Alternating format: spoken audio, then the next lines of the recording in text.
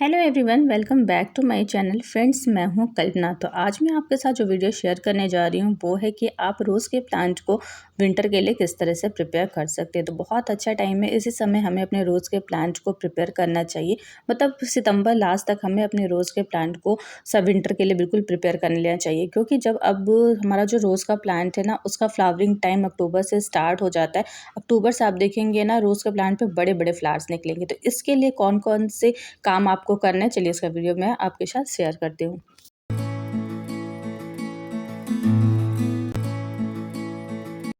तो आपको अपने रोज़ के प्लांट पे सबसे पहला जो काम करना है वो है प्रूनिंग। आपको इस समय अपने प्लांट्स की हार्ड प्रूनिंग कर देनी है। तो जितने भी मेरे पास रोज़ के प्लांट है सभी को मैंने ग्रो बैग में लगा रखा है और मैंने इसे टेरेस पे रखा है, जिसकी वजह से अभी इतनी ज़्यादा बारिश हो रही थी और हमारा जो प्लांट है ना उसमें बहुत ज़्यादा ग्रास निकल गई थी। तो फिर कट करने में थोड़ी सी प्रॉब्लम हो रही थी, क्योंकि रोज़ का प्लांट ना वैसे भी इसे कट करना बहुत ही ज़्यादा हार्ड है। जब मैंने इसे प्रूनिंग किया मेरे पूरे हाथों में कांटे लगे हुए थे, इतनी ज़्यादा प्रॉब्लम हो रही थी, क्योंकि प्लांट जो है ना वो बहुत ज़्यादा घने हो गए थे।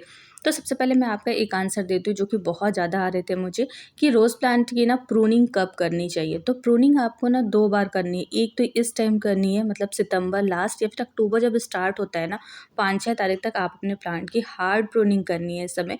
और आपको एक अपना फरवरी लास्ट में या मार्च स्टार्टिंग में उस समय आपको अपने रोज़ के प्लांट की हार्ड प्रूनिंग करनी है। इस तरह से हार्ड प्रूनिंग करने से आपका जो प्लांट है ना वो फ्लावरिंग बहुत ज़्यादा करेगा। समर में इसमें फ्लावर्स कम आएंगे, लेकिन फिर भी ये फ्लावरिंग करेगा।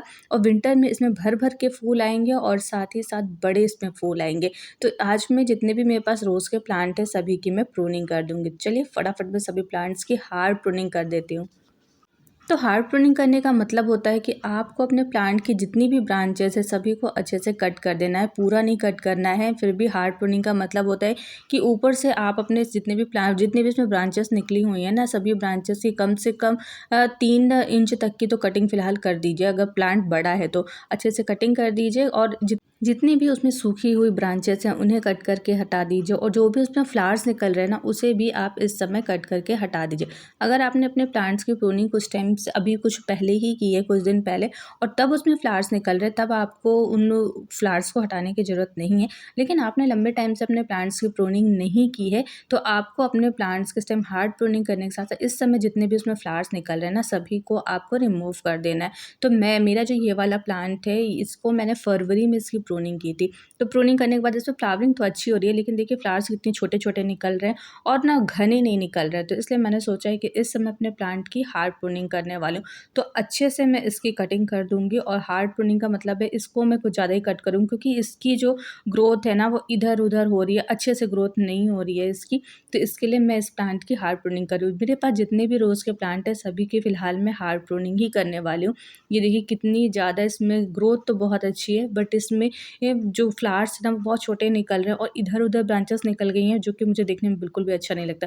तो चलिए जितने भी मेरे पास प्लांट है सभी की मैं हार्ड प्रूनिंग कर लेती हूँ।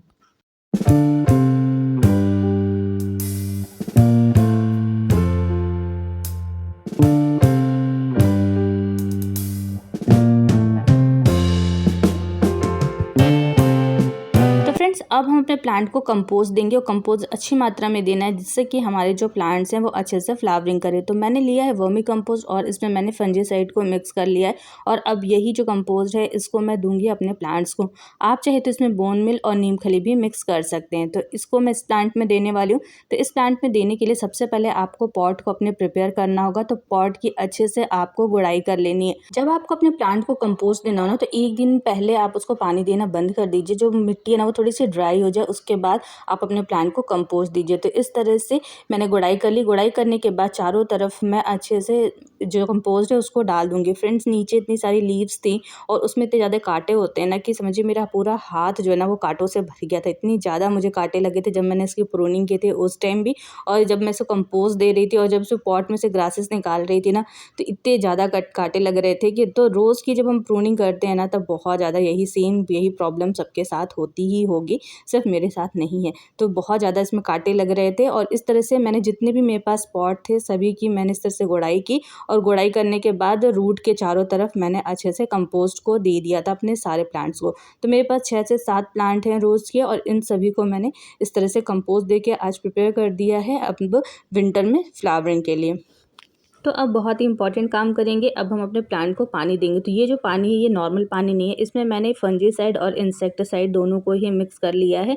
लिक्विड इंसेक्टिसाइड था इसमें और फंजीसाइड मैं साफ़ का यूज़ करती हूँ और इसको मैंने इस पानी में 5 लीटर पानी में अच्छे से मिक्स कर लिया और सभी प्लांट के ऊपर डाल देंगे। आपने देखा होगा जब भी मैंने प्लांट की कटिंग की, जहाँ-जहाँ से मैंने कटिंग की है वहाँ पे मैंने कोई भी फंजीसाइड अप्लाई नहीं किया है, तो इसलिए मैंने पानी में ही फंजीसाइड और इंसेक्टिसाइड ऑलरेडी डाल लिया और फिर अपने प्लांट को अच्छे से मैंने पानी दे दिया, जिससे कि इस पर इंसेक्ट या फिर किसी भी फंगस का इफेक्ट ना हो। कभी भी ये कंपोस्ट जब हम देते हैं अपने प्लांट को, तो उसके बाद आपको अपने प्लांट को ऐसे ही छोड़ना नहीं है। कंपोस्ट देने के बाद आपको अपने प्लांट्स को पानी देना बहुत ज़्यादा ज़रूरी है, तभी आपका जो प्लांट है वो अच्छे से ग्रो करेगा, जो कंपोस्ट है वो नीचे रूट तक पहुँचेगा और आपका जो प्लांट है वो हेल्दी ग्रो करेगा। तो इस तरह से मैंने अपने जितने भी रोज़ के प्लांट हैं इन सभी को विंटर में फ्लावरिंग करने के लिए प्रिपेयर कर लिया है। तो ये सारे जितने भी मैंने आपको काम बताए ना, ये सारे काम आपको अपने रोज़ के प्लांट पे करना बहुत ज़्यादा ज़रूरी है। अक्टूबर स्टार्टिंग तक तो फ़िलहाल आप ये सारे काम आप अपने प्लांट्स पे ज़रूर कर लीजिए, जिससे कि आपके प्लांट्स पे ना बहुत ही अच्छी फ्लावरिंग होगी। ये वाला जो प्लांट है ना, मैं इसको पहले ही प्रिपेयर कर चुकी हूँ क्योंकि बंदर बहुत ज़्यादा आते हैं, तो बंदरों ने इसकी बहुत सारी ब्रांच तोड़ दी थी। तो इसलिए मैंने सभी इसको कट कर दिया था और मैंने सभी को वही काम किया जो भी मैंने आपके साथ शेयर किया। देखिए इसकी हर एक ब्रांच पे ना फ्लावरिंग हो रही है। देखिए कोई भी ऐसी ब्रांच नहीं है जिस पे फ्लावरिंग ना हो रही हो, सभी पे 4-5 फूल ज़रूर आ रहे हैं। तो इसी तरह से मैंने अपने सभी जितने प्लांट हैं इनको भी प्रिपेयर कर लिया है। तो अब आप भी अपने रोज़ के प्लांट को प्रिपेयर कर लीजिए। अब इतनी सारी मेरे पास कटिंग्स निकली हैं, अब मैं इसमें से कुछ कटिंग्स को ग्रो कर दूँगी। तो बहुत सारी कटिंग्स हो जाएँगी, तो मैं बहुत सारी कटिंग को तो ग्रो नहीं करूँगी, बट ये वाला जो ऑरेंज वाला है ना प्लांट, इसमें से बंदर ने इसको भी तोड़ दिया था, तो इसमें से कुछ कटिंग्स को मैंने देखिए पहले ही लगा दिया था और ये जो दोनों कटिंग है ना, ये इसी प्लांट की है और ये देखिए ग्रो भी हो गई है। और ये वाला जो प्लांट है इसको भी बंदर ने तोड़ दिया था, तो इसमें की भी कुछ कटिंग्स निकली थी, उनको भी मैंने उसी समय लगा दिया था इसी मिट्टी में और इसी पॉट में। तो ये देखिए ये जितनी भी कटिंग्स लगाई थी ना, सभी कटिंग्स जो हैं वो अच्छे से लग गई हैं। तो चलिए अब मैं क्या करूँगी, इसमें से कुछ जो हेल्दी कटिंग्स है ना उनको ले लूँगी और उन्हें मैं ग्रो कर दूँगी। तो प्लांट्स को प्रिपेयर करने के साथ-साथ इस समय आप अपने प्लांट्स की कटिंग्स को भी लगा सकते हैं। साथ ही साथ अगर आप नर्सरी से प्लांट लाना चाहते हैं, तो इस समय आप नर्सरी से भी रोज़ के प्लांट को ला करके और अपने गार्डन में ऐड कर सकते हैं। तो इस तरह से मैं जितनी भी कटिंग्स इसमें निकलेंगी फ़िलहाल उसे ग्रो कर दूँगी। तो मैं जितनी भी हेल्दी कटिंग्स होंगी ना, उसे ही मैं ग्रो करूँगी। और वाइट कलर की मेरे पास बहुत सारे प्लांट्स हैं, तो मैं वाइट कलर का जो प्लांट है उसे ग्रो नहीं करूँगी। बस मैं इसमें रेड और जो पिंक वाला है उसे ही बस ग्रो करूँगी। तो चलिए जितनी भी कटिंग्स ले सकते हैं ले लेंगे। तो इस तरह से जो हेल्दी तो थोड़ी सी जो मोटी होती है ना कटिंग, वो तो 100% होती है कि ग्रो होंगी ही होंगी। तो इस तरह से सभी कटिंग्स को मैं पहले ले लेती हूँ। तो बस 5-6 जो कटिंग्स हैं इनको मैंने ले लिया, अब मैं इन्हें ग्रो कर दूँगी। तो इन्हें ग्रो करने के लिए जो ग्रो बैग्स है ना, जिसमें मैंने ऑलरेडी प्लांट्स को लगा रखा है, उसी में मैं इन सभी को लगा दूँगी। क्योंकि ग्रो बैग्स में ऑलरेडी रोज़ के प्लांट्स लगे हुए हैं और उसी में लगाने पर मुझे बहुत ही अच्छा रिजल्ट भी मिला था इसका। तो मैंने सोचा कि मैं इसी में कटिंग्स को लगाऊंगी और जब इसमें रूट डेवलप हो जाएगी तब मैं इसे दूसरे पॉट में शिफ्ट कर दूँगी। तो इस तरह से मेरी जितनी भी कटिंग्स थी इन सभी को मैं इसी में लगा दूँगी। अब इस पे जब फ्लावरिंग होगी तो उसका वीडियो भी मैं आपके साथ शेयर करूँगी। मेरा आज का वीडियो आपको कैसा लगा मुझे कमेंट बॉक्स में कमेंट करिएगा। अब हम मिलेंगे एक नए वीडियो के साथ, तब तक के लिए बाय।